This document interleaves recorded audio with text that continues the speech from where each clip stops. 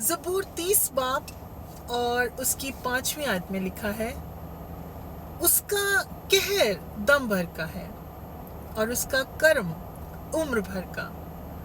रात को शायद रोना पड़े पर सुबह खुशी की नौबत आती है। क्या ही खुदा के कलाम की मीठी और शीरीं बातें हैं। हम आयत का जो दूसरा हिस्सा है उसे पहले देखेंगे। आयत के दूसरे हिस्से में लफ्ज़ है रोना। रोने से क्या मुराद है? ऑब्वियसली रोने से मुराद आंसू बहाना होता है।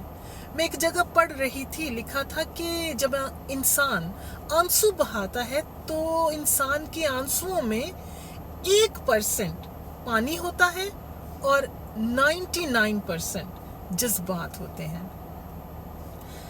आंसू बहाना 2 तरह का होता है। एक आंसू बहाना वो है जिसमें सिर्फ आंखें छलकती हैं, और दूसरी तरह का जो आंसू बहाना है उसमें दिल रोता है, रूह रोती है।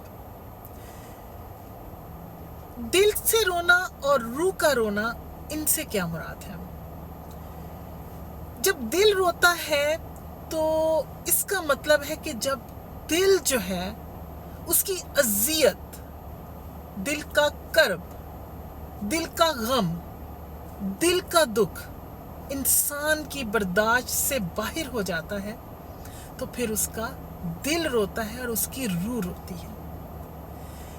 जब दिल का बोझ बढ़ जाता है और अज़ियत बढ़ जाती है और गम बढ़ जाता है और दुख बढ़ जाता है और दिल खुद को तन्हा और अकेला महसूस करता है, तो इन लम्हों में जो है खुदा का कलाम फरमाता है, रात को शायद रोना पड़े पर सुबह खुशी की नौबत आती है। ये कलाम की आयत हमें तसल्ली देती है, हमें उम्मीद देती है।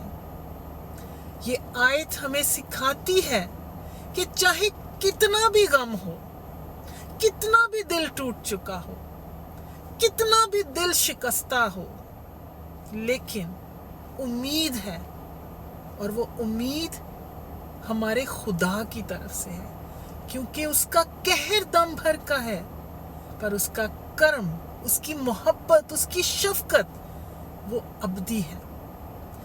वो हमें हमारे हालात में शिकस्तगी के साथ, दुख के साथ, कर्ब के साथ, आंसुओं के साथ कभी भी रहने नहीं देगा। दिन आएगा, रात को शायद हम रो लें, लेकिन जब दिन आएगा तो खुदा का वादा है कि वो अपने साथ खुशी लेकर आएगा, इत्मीनान लेकर आएगा, तसल्ली लेकर आएगा, फतह लेकर आएगा। कलाम में लिखा हुआ है कि खुदा शिकस्ता दिलों के नज़दीक है, वो शिकस्ता जानों का ख्याल रखता है। यानी रात को चाहे रोना पड़ जाए लेकिन सुबह खुशी की नौबत आती है। यानी टूटे दिल को, शिकस्ता दिल को खुदावंद जो है प्यार करता है, वो उनके आंसुओं को जानता है, उनकी तकलीफ, गम, दुख को जानता है, और वो हमें, हमारा खुदा जो है संभालता है, और वो कहता है कि सुबह को ज़रूर तसल्ली, इत्मीनान, खुशी सब आएगा। खुदावंद आप सबको इस कलाम के वसीला से बहुत बरकत दे। आमीन।